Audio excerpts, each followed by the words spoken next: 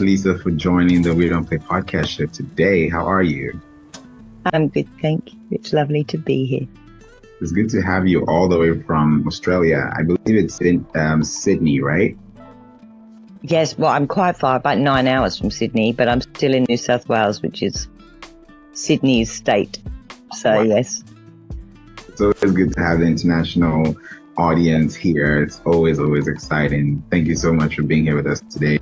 And you're here because you want to help business owners understand the value of design and advertising. And we don't hear those two words together. We always hear marketing and advertising, but we don't hear of design and advertising. So I'd love people to know who you are and what you've been doing for all these decades and how you got to this point where it's so specific. Well, thank you very much. My name is Lisa Galea. I am a disruptive alchemist. I've been working in marketing and advertising and design for 30 years. I did start off in science, studying genetics and maths, and then I was like, I don't see myself in a white coat for very long. I'm way too creative for white coats, and dropped out and went to London, and I jumped into advertising. And at that point in time, we were just turning over. Like when I studied, I just went to a college and studied for a year, had to do design, and they were switching over to computers. So because I was like a computer nerd and not many of the creative humans were, like they hadn't even touched computers at that point, like it was very good for me. So I had like an advance in my career really, and I worked there for 6 years in advertising, 5 years in advertising. And that was great because I got to work with really cool people and better jobs than I would have had that opportunity to do because I could use computers. And it gave me a big advantage, I think. It was just the timing sometimes clicks, doesn't it, in life? But then I came back to Australia because my parents had moved here, and when I was a teenager. My parents moved around, so I'm from London originally, and then I lived in Dubai for 5 years, and then my dad went to Nigeria in Africa and lived there for 8 years. And we sort of travelled around with him most of the time, and then we went to school in different places. But we ended up in Australia as a family, and I came back here and thought, yeah, it is pretty cool, and started working in the wine label industry. And that is really very much, obviously I've always done the design and putting things together, design solving problems, which I think is very similar to, that's why I think it works for me, because it's the same as maths and science. You just want to solve a problem because that's what you're meant to be doing. It's not the art. And I think sometimes some designers forget that. And then I started working in wine labels because that's quite a big industry here. There's not such a advertising. It's not so huge as London, obviously. It's a big industry. And doing wine labels, if you think about that, like billboards of all those labels in one spot, then you start really, you've got to get attention. And I started working on fonts and rebuilding the labels. They were still using some of them the old way, so I was rebuilding them on the computers, and I just went, I love fonts. One of my favorite things. So I just got more and more into that. And then, my husband and I drove up north to not the top of Australia, but a long way, about 3 days up north. And it's pretty cool up there. Like there was just like a coconut on the beach, just an empty beach, no humans. It's like proper Australia. And I was like, oh, if we're not going to live in London, let's live here. And we didn't stay there straight away. When we came a bit down, he told me there's tropical cyclones and things like that, and alligators and crocodiles. I don't want to be there. He said it's too hot. He said it gets too hot. So I was like, oh, that's all right. And we went back down, and I left work and just started my own business, doing marketing with my husband and doing the design flyers for him. We've been selling cars we run event sales. So we do direct marketing we've been doing that through mail. And so they're obviously, we run them, they're 2-day events where we just do a 2-day event to sell the cars to help different car dealers. And then after my children were born, I started working doing design again. And that was when my boy was 5 and he's now 23. So I shut my studio down. Yeah, I shut my studio down last year because I bought this retreat property in Australia which is near, I don't know if you know Byron Bay. Have you ever seen that on the TV? There's like some TV shows. It's like the sort of it's like a beautiful beach place where there's whales. And it's always been a place in Australia you come for holidays and all the cool hippie people are there. And I live in the mountain part of that. So we've got 5 acres out there. And my goal is it was an Airbnb, just bought it last year. I didn't really think that through properly. Like, I don't know why. My husband showed me and he's like, isn't this what you want? Because I want a space where people can come and fill their cup. And I think humans need to start connecting more back in nature and also with creativity for us to be able to, actually the way that we've been working in the world, and we need to evolve where we can actually have more diverse conversations and we can actually be creative. We need to work out how we're going to do that as humans, together. So that's really, I want a space where I can teach creativity. And in order to do that, I think you have to be relaxed and play, because that's when you are creative. So I'm working on a space for that. But at the moment, it's in transition from Airbnb, because I arrived when he showed me it, and then he goes, should we put in an offer? And I was like, he goes, it's subject to finance. And I was like, well, if we'd get finance for that. And then he came back and said, oh, they didn't get it. Should we put another one? I was like, okay, subject to finance, whatever. And 48 hours later, we have a retreat property down in Byron Bay. But it didn't get approved by the bank till like a week before. So my brain I just kept working. I better earn some money. I better earn money. And then next minute, I was like running an Airbnb, which for someone who's messy and like a creative is not. I've had a housekeeper for 3 days a week for the last 11 years. That's how I run my business, because I consider her just as important. I think some women don't get cleaners and they don't get people looking after their house, and it would help them a lot. Business.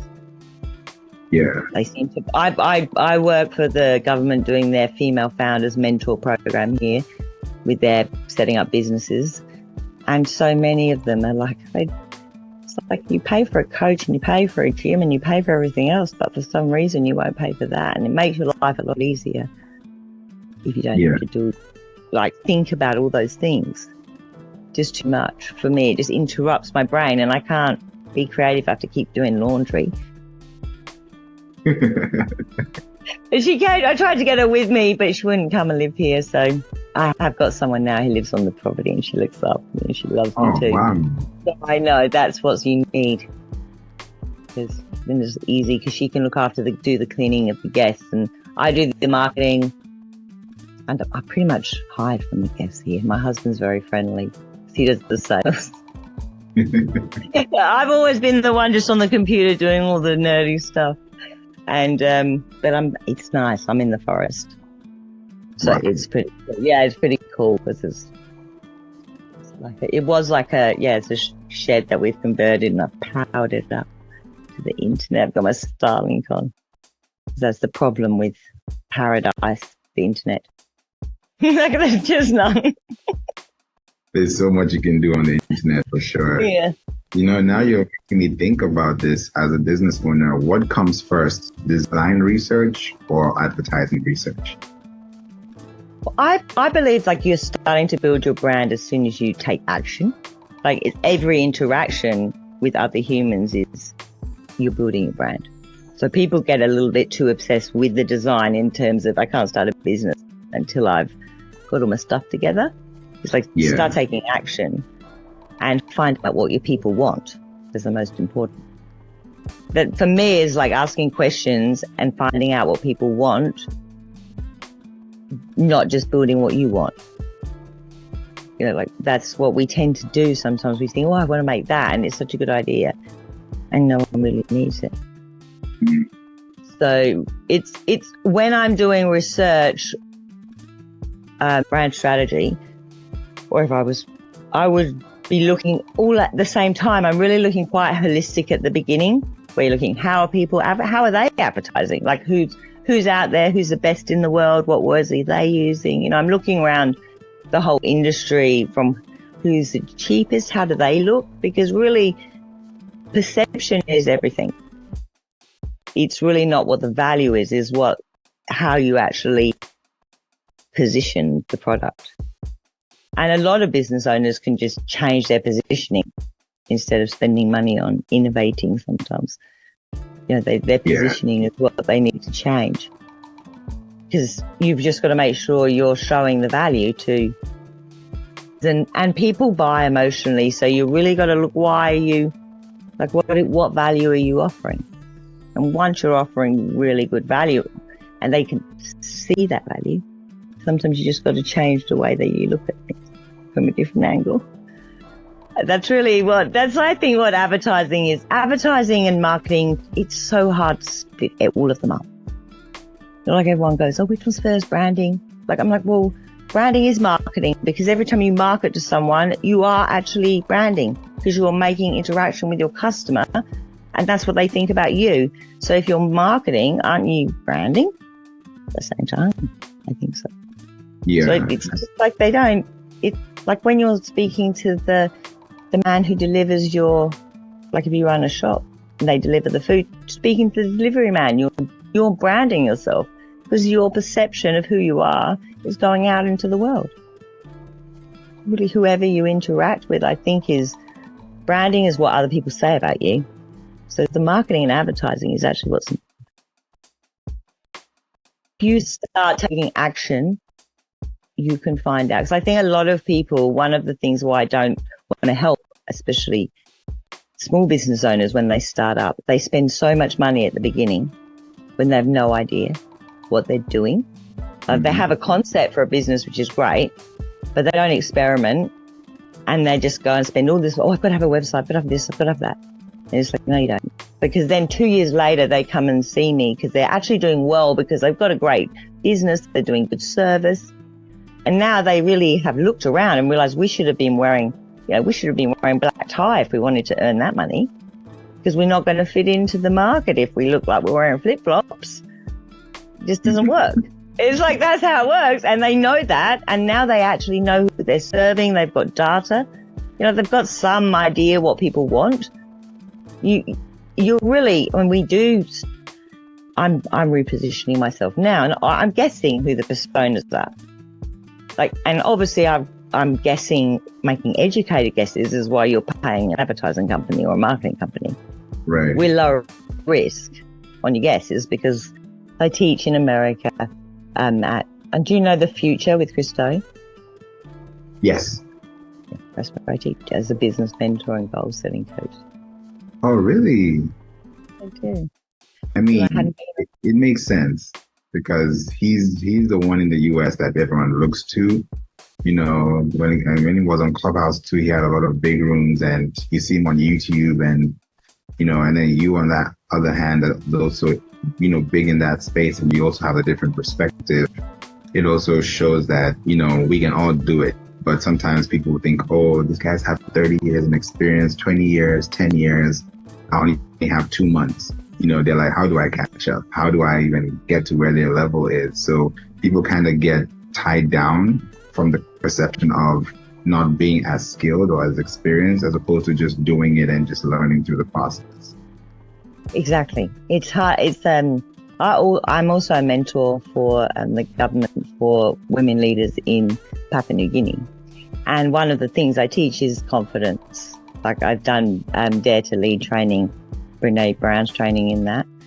And people, you're like, you can't really just give someone confidence. You can't bring it in a wheelbarrow and say, here you go, there you go, some confidence. It don't work like that.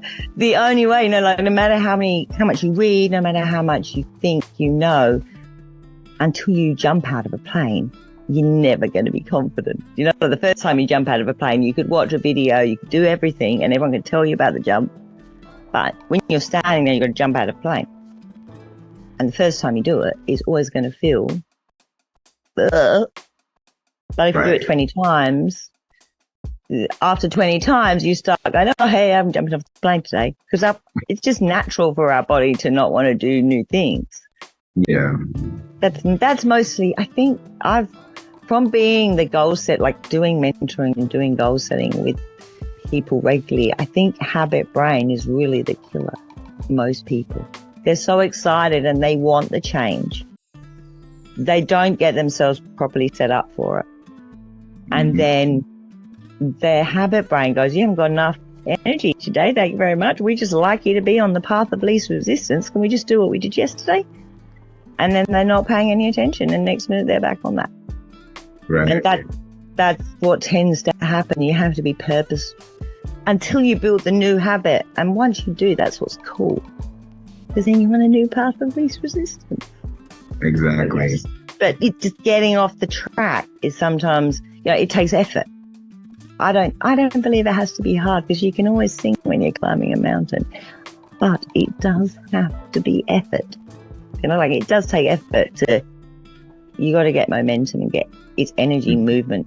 That's what I think it's not about, it's very much mindset, but it's also nothing happens unless there's action, because that's how energy works.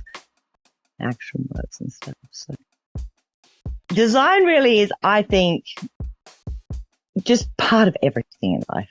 I think that's what I can't imagine is only a very small part of it. Is what people think, oh, you are a designer. But for me, it's not actually, that's just a small part of who I am. This is what I do. I can do design, and it's what I do. But it's very important for people to understand how visual communication builds confidence for businesses. Consistency.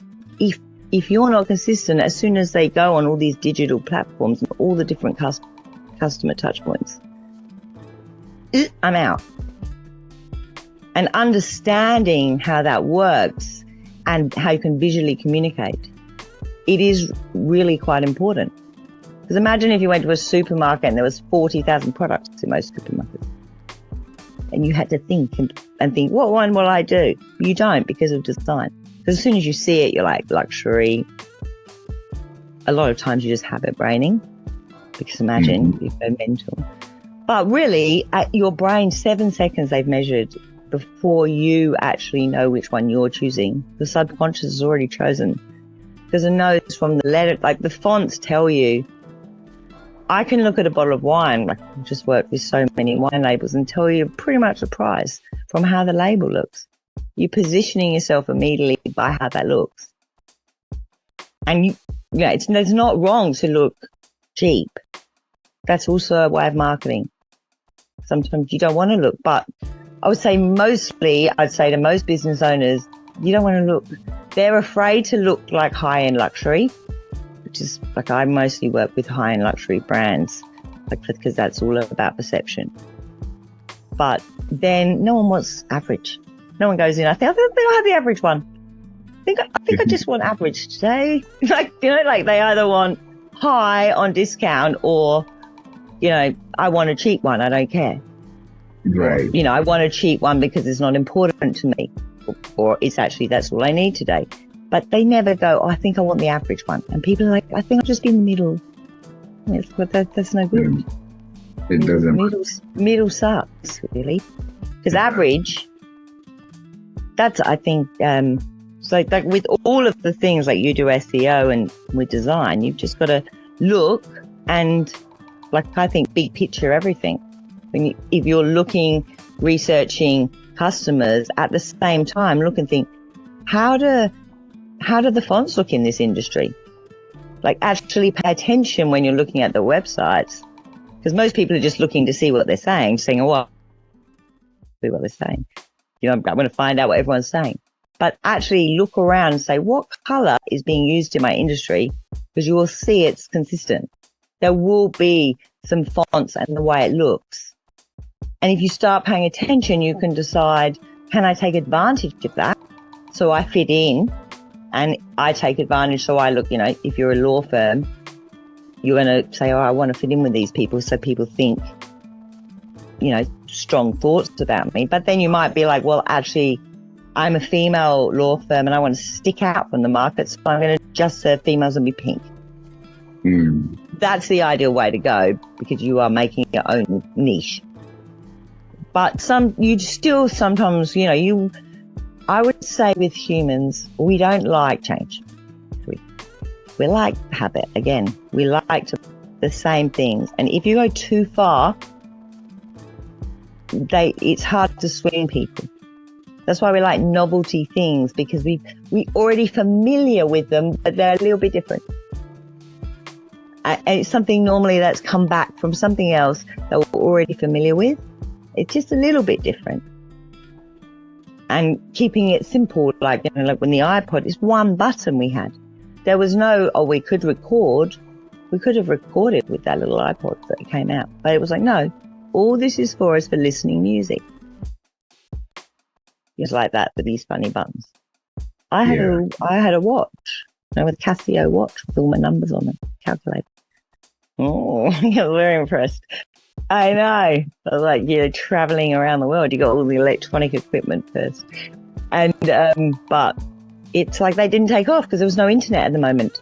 There wasn't the time for that. I think that's what also happens is timings, just catching on at the right moment when things, right now is exciting, I think, because you can choose, like right now, you're at the same level at Christo with AI.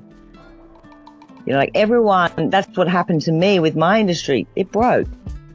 Everyone was afraid. Like it was the whole graphic reproduction. There was a whole, apprenticeship. Yeah. That whole thing went. It was like 5 people's job was in that queue. They're all working now. They're all fine.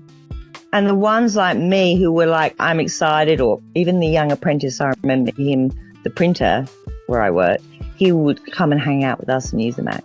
He now owns that company. And I guarantee the ones who didn't do anything, they're sitting at home and they can hardly use the remote. Because they would like, I can't get into computers. I've seen a lot of people my age who just like, it's too hard. Because it is hard for our brain to learn these things. And I think that's it's not hard, again, it's just effort. Yeah, and I feel like people are so accustomed to sticking to what they know. It's like, when the stick shift came and then automatic came, people are like, I want to stick to the stick shift. The world we're living in, God created this world and it's a design. We as human beings are designed. That's why there's something called human design. And then I also see the design in SEO too on how you structure your page. When you write a book, you don't start from chapter 13. You start from chapter 1 because there's a design layout, there's a pattern, there's a structure.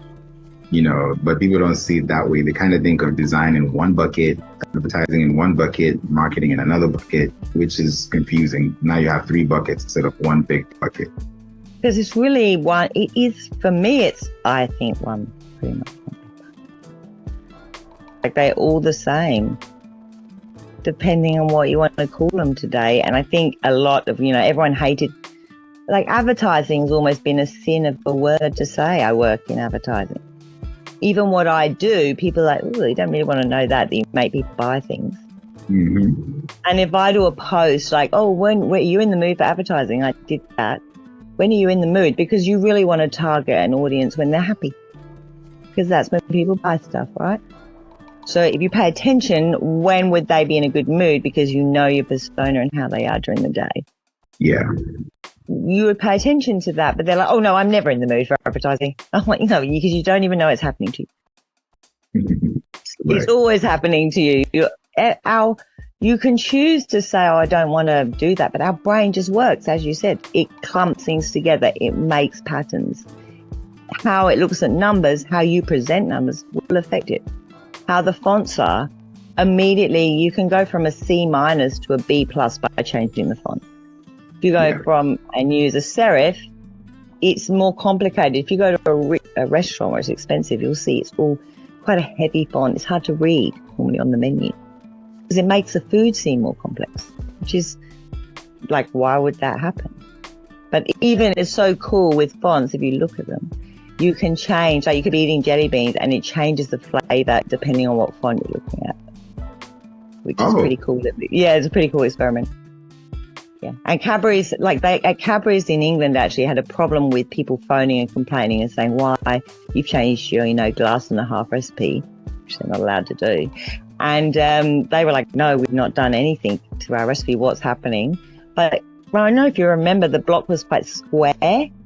was quite a square block of chocolate. They moved it to more of a more rounded block of chocolate. It went like sort of small.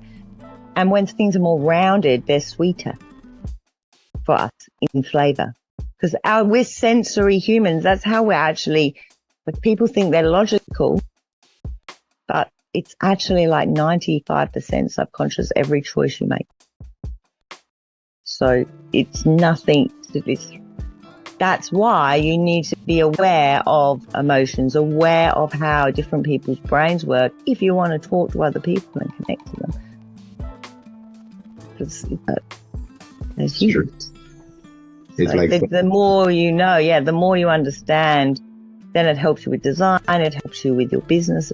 It's really a holistic. I think for all your listeners, actually, business. At one point with my branding design company, I was like, I don't want to do this anymore because it doesn't matter how good I make these humans, their mindset is not right. Like, isn't they not actually going to be okay? So I'm wasting my time here. I'm wasting my time because I can hear what they're saying and they're quite negative. Like it's all too hard and there's always a problem, and you just be like, ugh. Like, seriously, no, there will be a problem because that's actually what you're looking for. Yeah. And mindset is very, very powerful. And you starting to understand your own mind and then also understanding other people's, you'll start realizing, well, yeah, that's what's driving the subconscious mind. And that's where you want to start working on, even for yourself, if you want to make change. And it's not just about so it's not for other people, it's really good for yourself.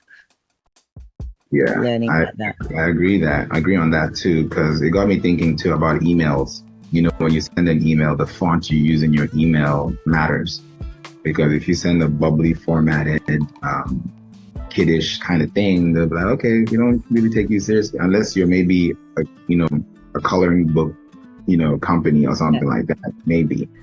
But if you're talking about like fonts on, restaurant copies, when you look at your email, you're like, oh, this font is nice. I can actually read the words and enjoy it. It's not hurting my eyes. It's sharper.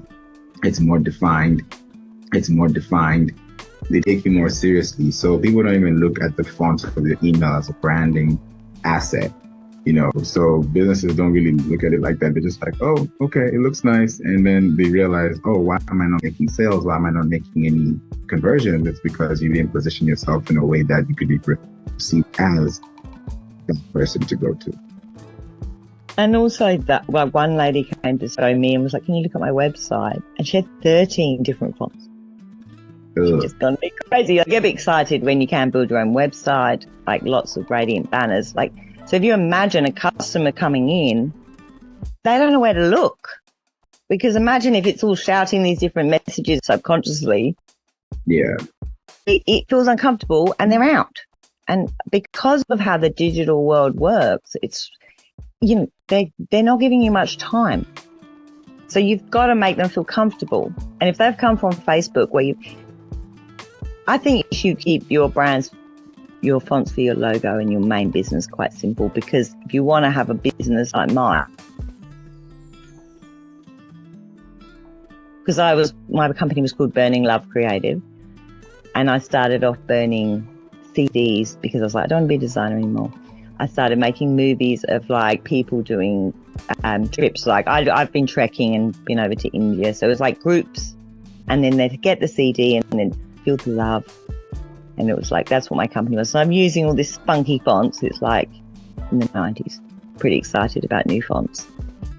And now then you're like looking at it like halfway, that is so tacky. What did I do with that? Now I understand more and more about fonts. The fonts that we use, like Garamond, they're from like 1500s. So they're not just like, I think with color, everyone, when you look in SEO, no one even asks about font psychology. Yeah. The colors, we all care about colors.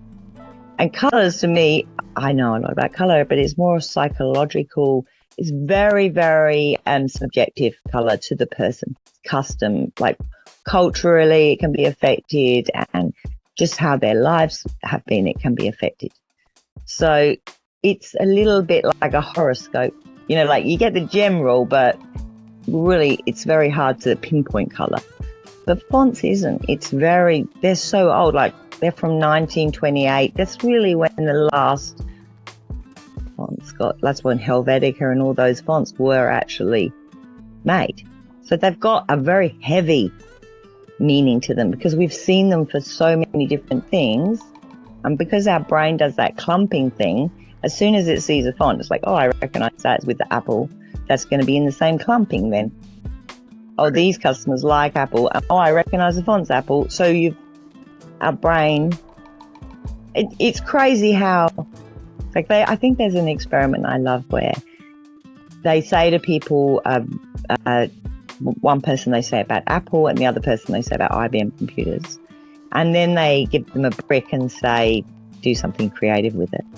And the people who've seen an apple, because your brain, when you see an apple, like connects to creativity, because that's part of their brand. The people who've seen the apple, they're more creative because their brain's like already thinking, oh, creativity. Mm-hmm. Because they've been set up for success by actually being stimulated with the right word.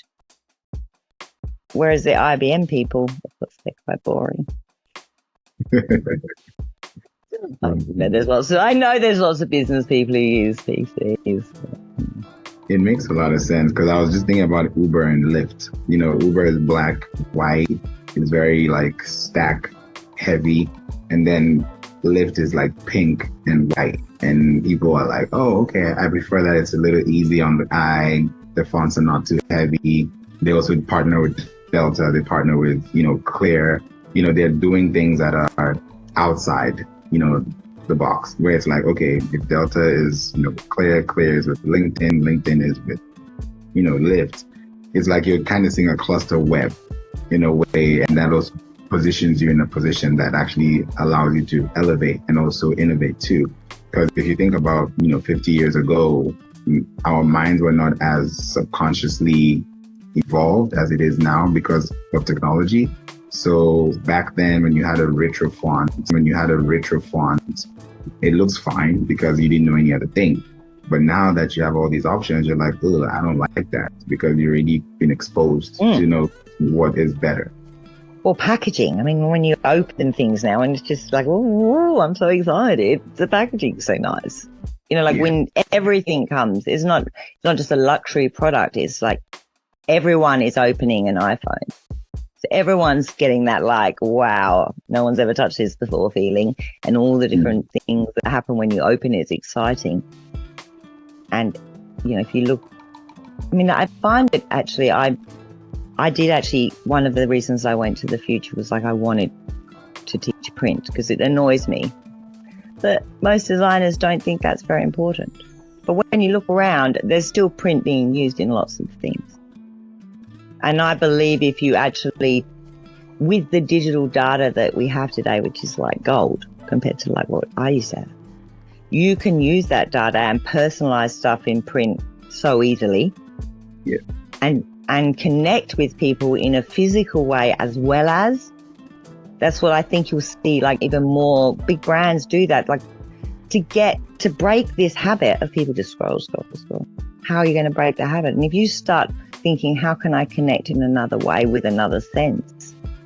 Like even with the audio branding, I know that is really popular because it is with Apple. I hear ding, as soon as I hear an Apple startup, that's 30 years of Apple. Still gives me joy. Get joy every time it starts up because ding, ding, I'm attached.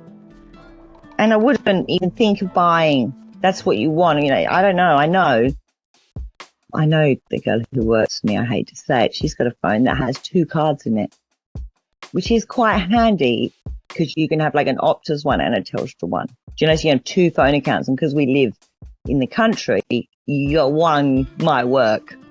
Right? Yeah. So like, that's handy. Apple doesn't do that. Bit annoying.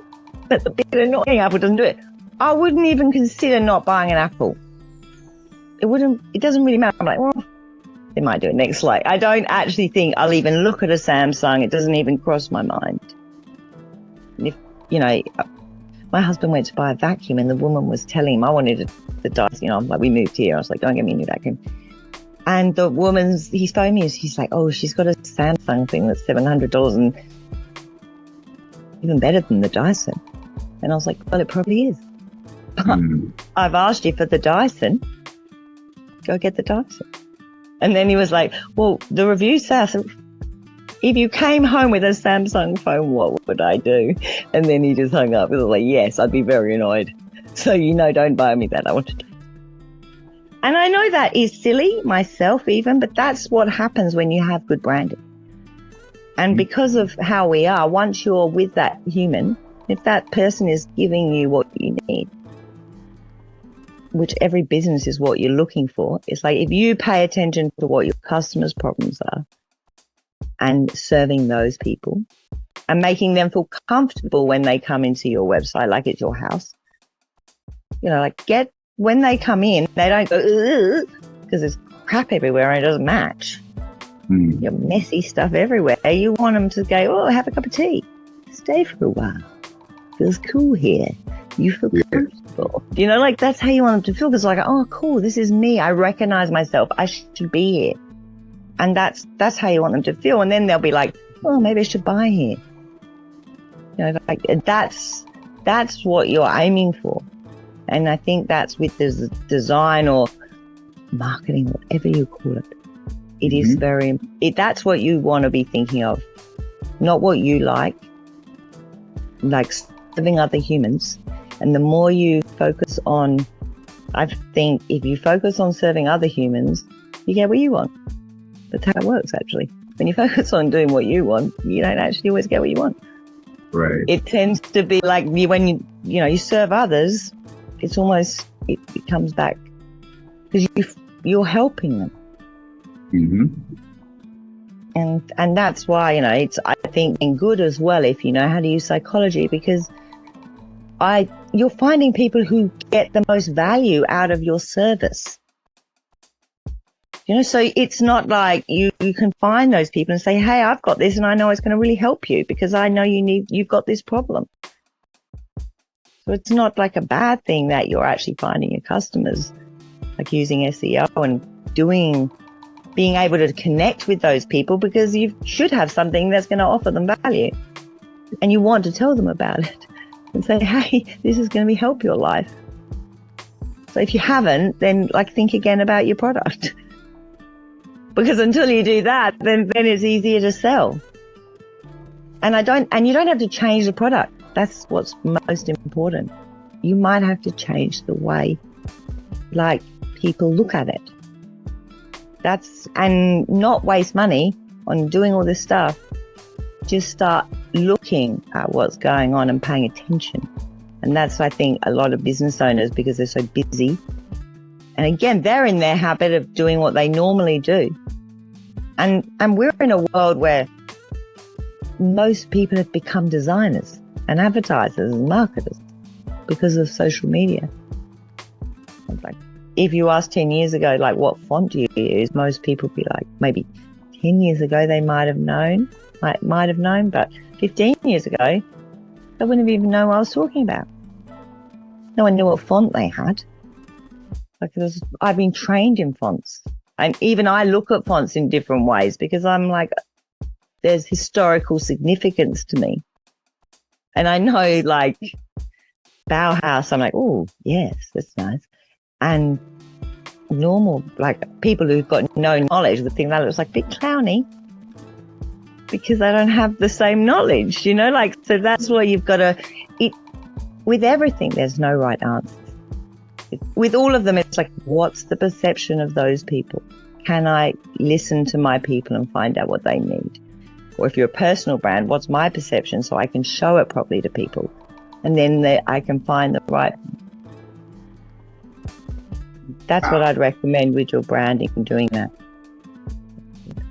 I agree. I feel like this is a lot for them to take in, and I'm happy that they're taking in a lot, because they need to see that before they get into a new year or a new brand or a new business. It starts off with what you already know, and then go into a room where you don't know things that you can learn, and then not be the smartest person in the room to now take that in. So you definitely brought that today in the show, and I appreciate you, Lisa, for being with us here today. I know people want to connect with you, get to know where they can find you, and, maybe they want to work with you too. What options do they have available? I do workshops and bringing some of them online soon, so I can do those. And I'm running a mastermind group. I also do consulting. So I do one-on-ones and do sessions of 3 on helping people getting their price structure right, so that you can things and make money. So I think that's the most important thing with business. Otherwise, we should be running charities or hobbies. So it's actually that's important, making sure that you set up properly so that the energy that you're spending in life, get you what you want. And I think agree that what you said, that's what I think people have to understand. It feels uncomfortable to go and look at everybody else. That will feel uncomfortable. And all these things we're talking about, if it's messy, you don't know the answers. When you don't know stuff, it feels messy and you think, ooh, I feel uncomfortable. And that's what stops people actually, getting what they want, because they keep doing the same thing. So just feel uncomfortable and get used to the messy, because that's how it's meant to be in the world. And the more messy you are, then the more you can have fun and create things. That's what I want people to do. Always be curious. Amazing. Thank you so much, Lisa. And I know the links are available in the description, in the show notes. So make sure you tap in and check in with her. Follow on LinkedIn, everywhere. LinkedIn, and you always find me on Instagram. You can always shoot me DMs there because I'm friendly. And and my website is lisagalea.com. It's just all getting started now. So thank you. I'm very nice to speak to you and meet. I love Clubhouse and meeting new humans as well. Yes, exactly. Me too. Thank you so much, Lisa. And we'll see you again soon. Bye.